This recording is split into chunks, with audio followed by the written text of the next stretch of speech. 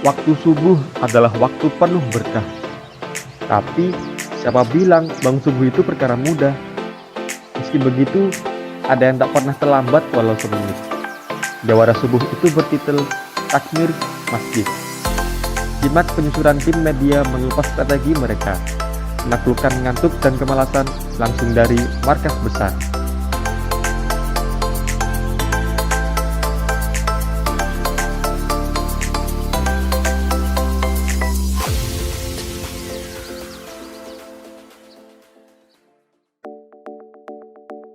Nama saya Fardan. Nama saya Muhammad Wildan.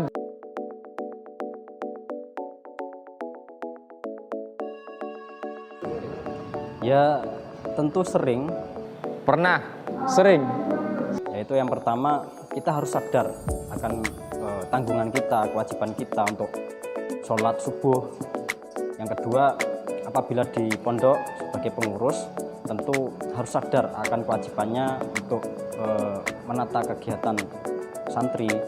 Dan juga bagi para santri itu harus sadar bahwa punya kewajiban untuk belajar mengaji. Ketika sudah tersadar dari tidur, itu segera duduk, kemudian minum air bening. Dan kalau masih ngantuk, paksa tubuh ini untuk berdiri, berjalan keluar kamar, lalu ambillah air wudhu. Saya paksa diri saya untuk bangun karena ada misi mulia untuk membangunkan satu pondok.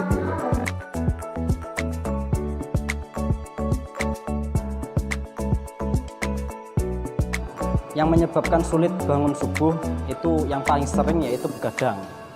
Yang pertama, karena udara atau hawa yang dingin. Yang kedua, terkena sindrom kelelahan kronis. Dan yang ketiga, terkena gangguan syaitonir rojim.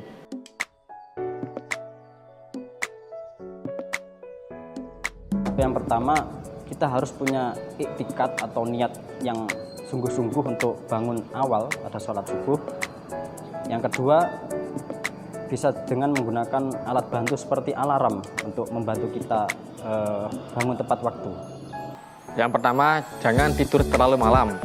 Yang kedua, sebelum tidur, ambillah air wudhu dulu, kemudian kerjakan amalan-amalan sunnah. Dan yang ketiga adalah niat, berdoa, dan nyuwun pertolongan kepada Allah agar bisa bangun pada waktu yang kita inginkan. Saya menghindari tidur siang, meskipun tidur siang itu disunahkan, tapi saya hindari karena kalau saya tidur siang nanti malamnya tuh masih ada sisa energi.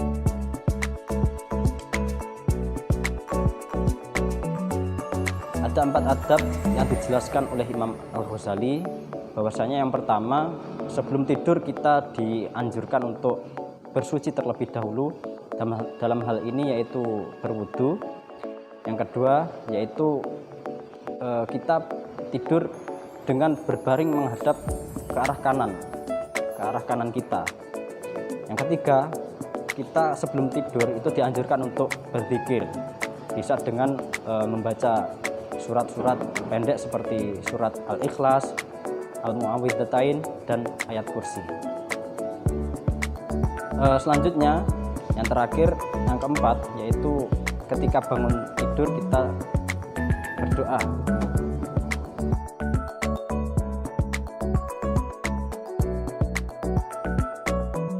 Melakukan kegiatan-kegiatan yang bermanfaat seperti mengaji, karena kita sebagai santri juga bisa tadarus Al-Quran, atau juga bisa diisi dengan kegiatan olahraga. Yang pertama, berdoa. Yang kedua, minum air bening. Yang ketiga, ambil air wudhu. Tapi sebelum ambil air wudhu, alangkah baiknya mandi dulu agar badan terasa fresh and healthy. Mandi, gosok gigi, setelah itu membersihkan tempat tidur.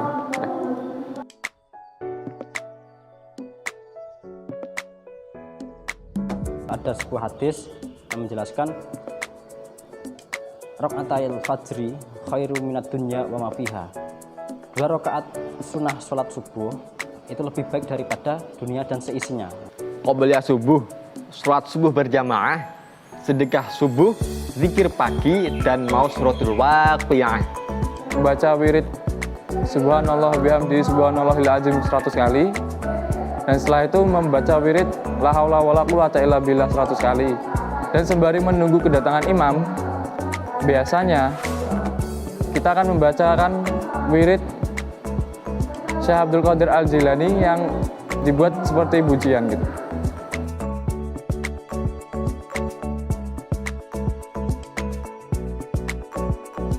Karena afdolnya waktu sholat itu adalah berada di awal waktunya.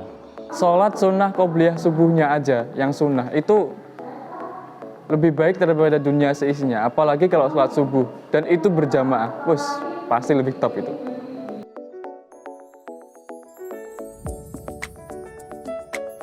Kita akan mendapatkan rezeki yang luar biasa. Salah satunya adalah akan dijauhkan dari sifat malas.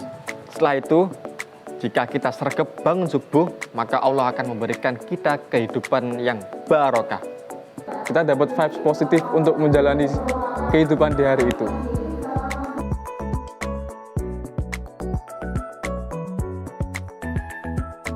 Kalau kita sebagai seorang santri bisa diisi dengan kegiatan yang bermanfaat seperti mengaji ataupun tadarus Al-Quran, dan juga diselingi dengan kegiatan olahraga.